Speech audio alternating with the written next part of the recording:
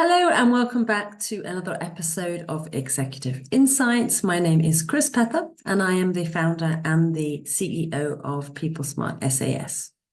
In this episode, I wanted to deep dive into a topic of conflict and handling conflictual situations.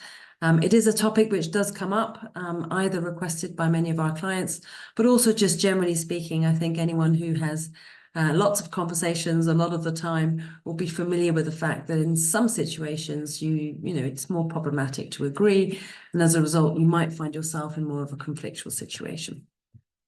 So really, let's just look at some of the consequences of conflict situations in the workplace. I'm sure you will be familiar with some of these. Clearly, it can create a bad atmosphere, a bad spirit within the team. It can create stress for people, and it might be something people do take home with them when there is an ongoing conflictual situation. It will impact productivity, communication lines between people, and could potentially mean that people leave the organization if it is something that carries on for a long period of time. In many cases, though, conflict could be, lots of little small things. Again, don't underestimate how that can have a negative impact on how somebody feels about going into the office for the day when there is something that's going on in the background which can feel very uncomfortable. In terms of handling conflicts, it's important to try and take a step back, to consider how important something really is, also to understand your own style in terms of handling conflicts. I'll say something to that in a moment. It's important to try and have a conversation with the concerned individual or the team to try and get to some sort of easy conclusion, just expressing maybe some of the frustrations of the situation and seeking to try and address that topic, which is creating the conflict, in a way where everyone can be mutually satisfied.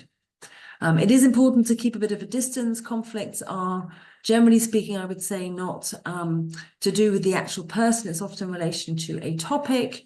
It's often in relation to having a different perspective on something, maybe having a different interpretation of objectives, etc., etc.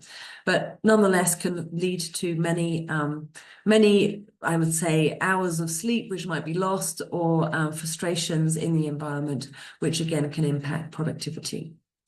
Know your own style. Some people have a naturally very assertive style in a conflictual situation where they might push their point of view on the other side and have little or less consideration to the relationship generally. On the other hand, you will have people whose styles will be a preference towards the relationship and may be willing to put aside their own needs or their own objectives in the spirit of trying to keep some sort of peace with the other side or with the other person or people concerned. I do think it's important we try to look to see how we can compromise, how we can get to a situation where we try and meet as many of the needs and the asks of all the sides possible. We call that a compromising style. Ideally, of course, we would aspire to something which is extremely collaborative, where we meet all the needs and expectations of all sides.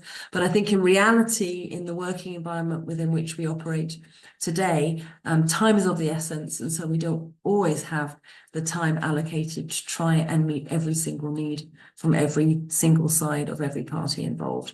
Hence why we talk about compromising for handling conflictual situations, whereby we try and tick off as many of the needs as possible. So I'm talking, some of you may have recognized, to a model established by and researched by Thomas Kilmann, and that is certainly my reference point when it comes to dealing with conflictual conversations or conflictual situations. So a few questions for you to go away with. What do you think your conflict handling mode is or preference is? Are you going to be more pushy with your own needs and asks, therefore more assertive, potentially more competing, or will you be potentially more accommodating, where you consider the needs and the relationship generally between you and other individuals? Or are you something else on those two scales? You'll have to look at the Kilmann model to work out which ones those are. Are you able to separate conflictual situations and those things that are potentially more personal related related to the person or to you as an individual versus the professional topic or the professional context in question. And if you were, in a situation where there was a very, I would say maybe a longer conflict that was happening or something that was really impacting the workplace and people's productivity, what would be your few opening sentences to try and mediate or try and alleviate a situation of conflict? Those are just a few thoughts on the topic of conflict resolution and handling conflicts. I hope you enjoyed that. So it only goes for me to say thank you very much for listening, and I hope to see you soon. So stay well, stay tuned, and see you very soon. Take care.